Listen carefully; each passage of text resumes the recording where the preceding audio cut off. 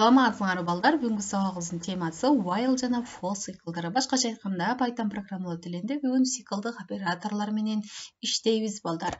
Анда бүгүнкү сабактын максаты, демек, биринчи бул циклдык операторлор менен таанышабыз, экинчи while циклдык оператор менен иштөөнү же болбосо программа түзүүнү үйрөнө аласыңар, жана ошондой эле for циклдык оператор менен да программа түзүүнү карап үйрөнө аласыңар.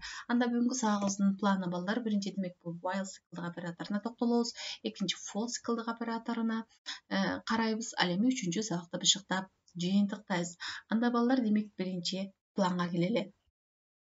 Эми биринчи планга киришүүдөн мурда балдар, биз мурдагы өтүлгөн темаларды бир эске салалы. Биз мурдагы сабакта шарттуу операторлорду караганбыз. Андан сырткары дагы ушул Python программалоо тилине киргенден баштапкы бардык темаларды сөзсүз түрдө карап чыккыла балдар. Себеби бул темалар бирин-бири улай кетет. Эми демек шарттуу операторлорго токтолсок, демек биз мурдагы сабакта шарттуу операторлорду караганбыз. Бул кандай ошол маселени чечүүдө, демек, кандайдыр бир шарт берилиши керек болсо, демек анда шарттуу операторлордун жардамы аркылуу программа түзүлөт балдар.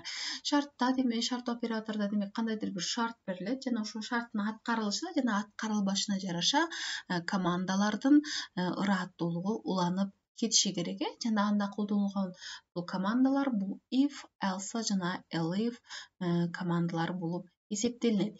Эми бүгүн демек биз циклдык операторлорго токтолобуз. Мында бул while жана for циклдары. Демек, циклдык операторлор дагы бул шарттуу операторлор сыяктуу эле программалоонун маанилүү бөлүгү болуп саналат балдар. Алардын жардамы менен коддун кээ бир бөлүктөрүн кайталатууну уюштурса болот. Эми балдар, цикл деген сөз өзү бул кайталануу дегенди түшүндүрөт балдар. Бул ошол сөздүн негизинде демек бул циклдык операторлор деп аталып калган. Эми карагыла. Python тилинде циклдарды жазуу үчүн эки түрдөгү командалар колдонулат. Бул while жана for. Эми биз мурдагы төмөнкү класстарга токтолсок балдар, биз циклдык алгоритм деген тема өткөнбүз. Ошондо дагы биз ошол алгоритмин түзгөнбүз. Анда программасын түзгөн эмеспиз. Демек, биз бүгүн ошонун программасын түзөбүз. Кандайдыр бир маселени чечүүдө бул циклдык операторлорду пайдалануу менен ошол программасын түзөбүз. Демек, while циклине токтололу биринчи план. Эми while англис тилинен которгондо ошондой болгон учурда деп которулат балдар. Башкача айтканда, цикл же болбосо командалар блок берилген шартты аткарууга мүмкүн болгончо кайталана берет балдар. Ал үчүн ар бир циклдын кадамынын башында шартты текшерүү аткарылат. Ошондуктан ал алдын ала шарттуу цикл деп аталат. Мындай циклдын блок схемада кандай көрүнөрүн эстейли балдар. Эми биз төмөнкү класстарда шарттуу алгоритмди, кечиресиңер, циклдык алгоритмди өткөнүбүздө балдар, биз ошол бул фигуралардын жардамы аркылуу эмне кылганбыз, кадамдардын ырааттуулугун түзгөнбүз. Эми кайсы фигурада кайсы иш аракет берилет, муну биз билебиз. Демек, бул ромдо эмне берилет, шарт берилет. Демек, бул ошол шарт бул демек циклдын баш сөзү болуп эсептелинет балдар.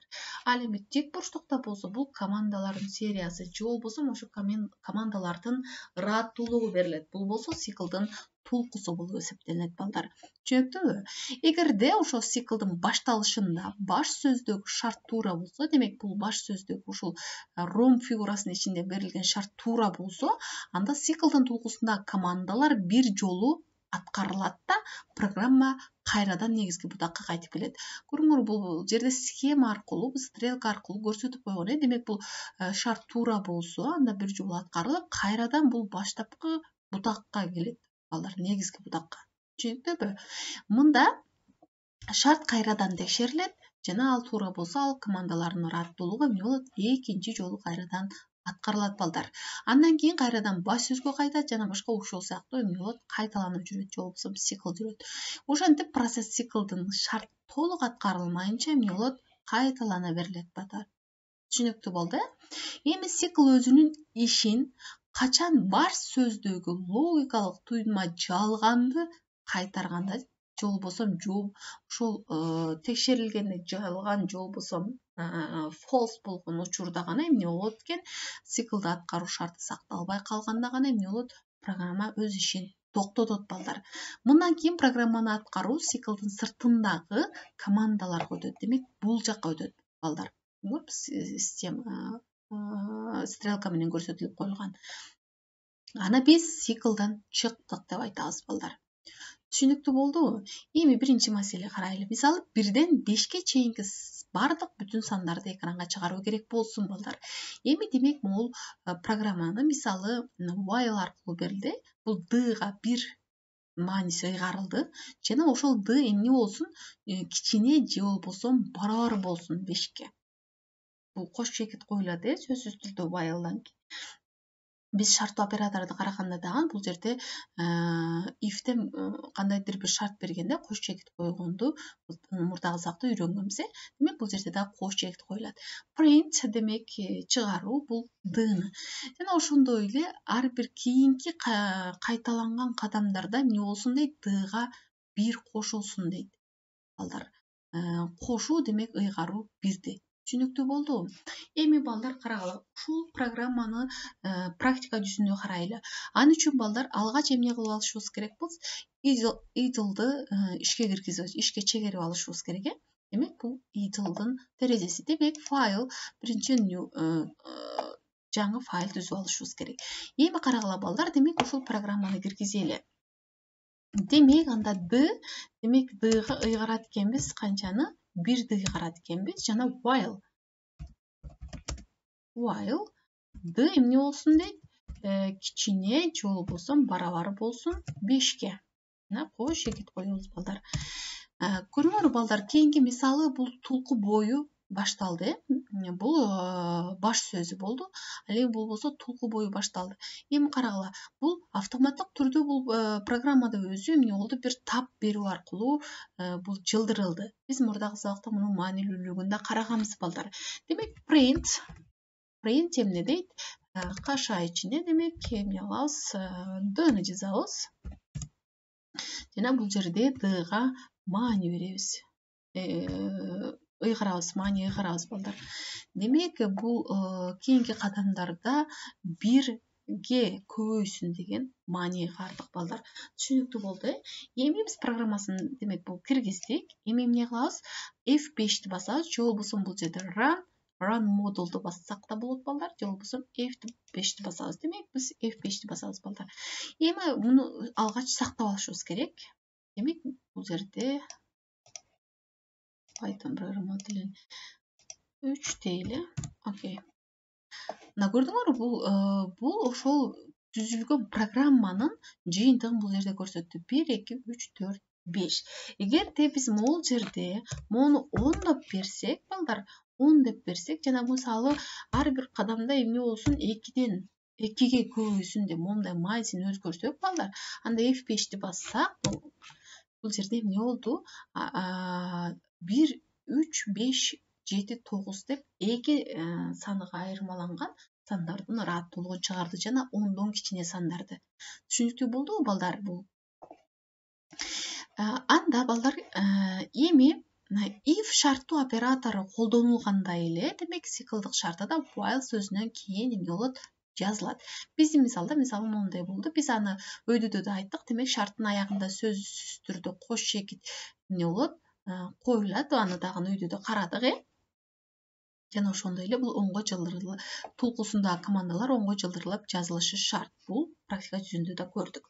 Эми балдар, мында каралып жаткан программада мисалы өйдөдө бул жерде d эсептегич өзгөрмөсү колдонулду, өзгөрмөсү. Анын баштапкы мааниси демек 1ге барабар, циклдын ар бир айлануусунда анын мааниси 1ге көбөйүп турат. Аны да жогоруда айттык. Эми карагыла, ошону мисалы момундай деп жазсак да болот. Мисалы бул кыскартылган жазылышын жаздык өйдөдө. Аны биз момундай түрдө толук жазсак дагы болот балдар. Түшүнүктүү болду. Эми карагыла, экинчи маселеде мисалы колдонуучудан 2 орундук кодду киргизүүнү сурап, андан соң аны туура код менен салыштыруучу программаны жазалы балдар. Эгерде код туура эмес киргизилсе, анда программа жаңысын киргизүүнү сурансын. While циклын колдонуу менен жазылган бул программа төмөнгүдөй түзүлөт. Эми балдар, мен ошого бир мисал келтиргим келип атат. Мисалы силер кандайдыр бир сайтка регистрация болгондон кийин ошол сайтка кирүүдө силердин паролуңарды сурайт, кодуңарды сурайт. Ошондо киргениңерде эгерде туура эмес жазсаңар эмне болот? Кайрадан киргиз деп мисалы ошондой бир билдирүү чыгат, кайрадан киргизүү керектигин түшүндүрөт. Эми ушул сыяктуу да бул жерде дагычы кандайдыр бир код киргизүү керек. Ошол код качан гана ошол кодду туура киргизмейинче бул эмне болот? Цикл улана берет балдар. Түшүнүктүү болдубу? Эми демек мунун дагы немесин түзөлү. Ушуну мисалы ушул эле программаны киргизели балдар. Мисалы муну өчүрүп туруп эле не дейли? Код дедим. Сөзсүз код деп жазыш дагы бул жерде шарт эмес. Мисалы биз 35 эмес, мисалы 100 деп берели, балдар. А демек integer деген бул эмне? Бул ошол берилген маанинин тиби болуп эсептелет, сандык тиби болуп эсептелет. Эми карагыла, сөзсүз түрдө бул жерде берилген кечиресиң, эки орунду эмне кыл кодду киргиз. Кайра тилди өзгөртпөш үчүн мен англисче тамгалар менен жазып атам, балдар. Бул жерде мисалы кош чекит коелу. Бул болгону комментарий болуп эсептелет, балдар. Бул ошол маанини киргизүүчүгө түшүнүктүү болуш үчүн бул жерде текст киргиздик, балдар. Демек бул жерде while карабыз. Демек бул код бул жерде ыйгаруу жүргүзүлдү, балдар. Жана бул жерде сөз кош чекит коюлат. Көрдүңөрбү? Бул автоматтык түрдө бул бир тапка жылдырылды. Бул толкоо башталды демек. Print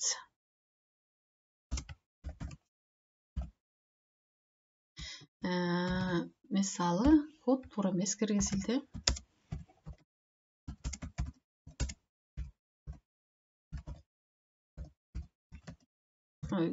Код туура эмес киргизилди. Код туура эмес киргизилди деди. Жана бул эгерде анда демек кайрадан эмне болот? Өйдөдөгү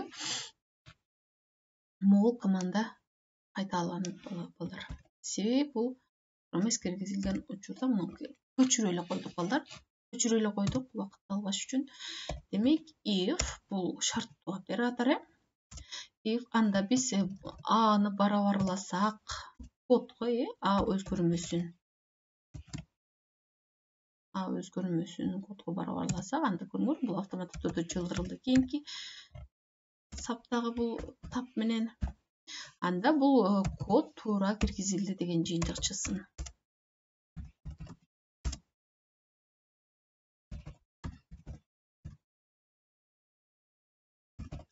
Код туура киргизилди. Эми балдар, демек F5-ти басып көрөбүз. F5-ти басабыз. Мына көрдүңөрбү? Эки орунду кодду киргиздик. Мисалы эмне дейли? Кечиресиңер, балдар, бул жерде 100 эмес, бул жерде 90 деп берели. Эки орунду деп коюпбуз, демек 90 деп берели. 3 орунду болуп калыптыр. Эми карагыла. Демек F5-ти бассак, демек эки орунду кодду киргиз. Канчаны киргизели? Мисалы 25-ти киргизели, балдар. Мына көрдүңөрбү? Бул жерде код туура эмес киргизилди. Эки орунду кодду киргиз деп кайрадан кайталанат. Мисалы 65 дейли.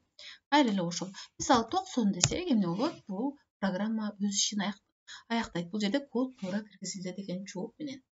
Түшүнүктүү болду, бул демек циклдык оператордун дагы бир мисалы болду. Эми демек бул жерде ушул программанын ар бир сапчасын киргизилгендиги жөнүндө, кандай негизде киргизилгендиги жөнүндө түшүндүрмөлөр бар. Буну биз карап өттүк. Эми for циклына келели, балдар, экинчи планга. Эми for циклы командаларды керектүү жолу кайталап, программаны кыскартууга мүмкүндүк берет. Жогорку мисалда for циклын колдонолу. Жогорудагы эле мисалы 1ден 5ке чейинки сандарды киргизели, ошого эле for'ну колдонолу. Анда for I бул өзгөрмө, in range бул 5, range деген бул карагыла, бул I өзгөрмөсү, демек муну циклдын өзгөрмөсү деп атышат. Ал эми 0дон 5ке чейинки 5 өзү киргизилбеш керек. Диапазондо демек бул in range бул эмне болот экен? Өзгөрөт экен, балдар. Демек анда биз муну кантип жазсак болот? Демек бул while оператору менен жазылышы, ал эми бул for оператору менен. Демек биз муну эле көчүрүп алып туруп бул жерге коелу, балдар. Убакытты үнөмдөш үчүн карагыла, бул демек F5-ти басуу менен Окей. Көрдүңөрбү, бул жогорудагы эле могу маанини берди балдар. Бул демек while оператору аркылуу чыгарылды, ал эми болсо for оператору аркылуу чыгарылды балдар. Түшүнүктүү болду, Эми демек for циклынын иштөө диапазону бул аныктоочу, бул range функциясы болуп эсептелет. Бул 1, 2 же 3 аргументти алышы мүмкүн. Эгерде бир аргумент берилсе, анда диапазон 0дон көрсөтүлгөн санга чейин, сан өзү кирбейт балдар. Болот 2 аргумент берилсе, анда диапазон 1-ден 2 санга чейинки, ал сен өзү кирбейт демек. Бардык сандарды камтыйт ичине. Эгерде 3 сан берилсе, ал циклдын өзгөрмөсүнүн өзгөрүү кадам берилбесе, ал 1ге барабар болот балдар. Эгерде бул жерде кадам көрсөтүлбөсө, демек ал автоматтык түрдө ал 1ге барабар экендигин кабыл алат. Бул жерде демек бул 2 деп бердик, себеби бул демек айырмасы 2ге барабар болсун, демек ошол сандардын ортосундагы. Демек 1ден 10го чейин дедик, ал демек 10 өзү кирбейт, Анда демек бул жыйынтыгы момундай түрдө берилет. Мисалы, муну көчүрүп туруп эле Ctrl+C аркылуу алып туруп, мисалы бул жерге коюп көрсөк болот балдар. Демек F5-ти басабыз. Көрдүңөрбү, бул жерде жыйынтыгы чыгарылды балдар. 1, 3, 5, 7, 9 деп так сандардын көптүгү чыкты. Эми жыйынтыктагы сандарды кемүү тартибинде да чыгарса болот. Ал үчүн баштапкы мааниси акыркысынан чоң, ал эми кадам терс болушу керек. Кадам демек бул жердеги кадам бул ошол аралыкта ортосундагы интервал канча болуш керек. Бул демек интервал минус болгон учурда, демек бул интервалды же болбосо кадамды терс кылып берген учурубузда, демек бул мында кемүү тартибинде жайгаштырып берет балдар. Демек аны мисалы көчүрүү аркылуу жерге коюп, жана F5-ти бассак, мисалы, кечиресиз, бул жерде 2 каша коюлуп калыптыр. F5-ти басабыз. Көрдүңөрбү, бул жерде 15, 12, 9, 6, 3 деп интервалы 3гө барабар болгон, жана ошондой эле кемүү тартибинде эмне кылып берди, чыгарып берди бизге. Эми демек балдар, бышыктоого келели. Эми бүгүн биз эмнелерди үйрөнүп алдык? Биз while жана for циклдар аркылуу, же болбосо циклдык операторлор аркылуу иштени үйрөндүк. Циклдык операторлор уже кандайдыр бир шарт берилип, ошол шарт толук аткарылмайынча эмне болот экен? Кадамдар кайталанып аткарыла берет экен. Качан гана ошол шарт толук аткарылган учурда, мында бул ошол программа өз ишин аяктатат экен. Демек бул while аркылуу да берсек болот экен. Бир эле маселени чечүүдө, шарт циклды маселени чечүүдө, мисалы, жана ошондой эле for аркылуу да берсек болот экен. For'нун айырмачылыгы бул ошол командаларды керектүү жолу кайталап программаны кыскартууга мүмкүндүк берет экен. Болгону бул for деген бул range функциясы аркылуу берилет экен. Ошол диапазон, кандайдыр бир диапазонду алуу үчүн демек range функциясы колдонулат экен. Мында демек бул 1, 2 же 3 аргументти алышы мүмкүн. Бул жерде эгерде кадамды 2 деп берсек, демек интервалы 2ге барабар болгон сандардын ыраттуулугу чыкса, ал эми бул жерде эгерде кадамдарды көрсөтпөсөк, анда автоматтык түрдө бул кадамдарды 1ге барабар деп кабыл алат экен. Эгерде ошол эле берилген сандарды кемүү тартибинде, мисалы кандайдыр бир интервалдагы сандардын көптүгүн кемүү тартибинде бизге экранга чыгаруу керектигин сурансак, анда биз сөзсүз түрдө бул ошол сандарды эмне кылат экенбиз? Кемүү тартиб баштапкы маанисин акыркысынан чоң, ал эми кадам болсо эмне болуш керек экен? Минус саны менен берилиши керек экен. Анда балдар, бүгүнкү сабагыбыздын тапшырмасы, демек бул жерде биринчи бул А жана Б бүтүн сандарын алган жана Адан Бга чейинки диапазондогу бардык натуралдык сандардын квадраттарын чыгара турган программаны түзгүлө балдар.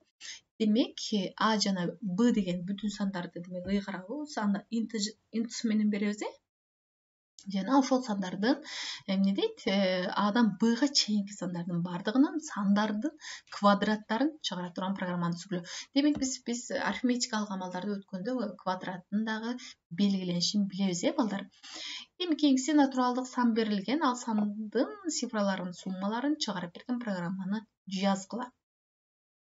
Кийинкиси үчүнчүсү узундугу 23 метр болгон тактай берилген. бул тактайдан узундуктары 1,5 жана 2 метр болгон бүтүн сандагы канча минималдык кесиндини даярдоого боло тургандыгын эсептөөчү программаны түзгүлө балдар.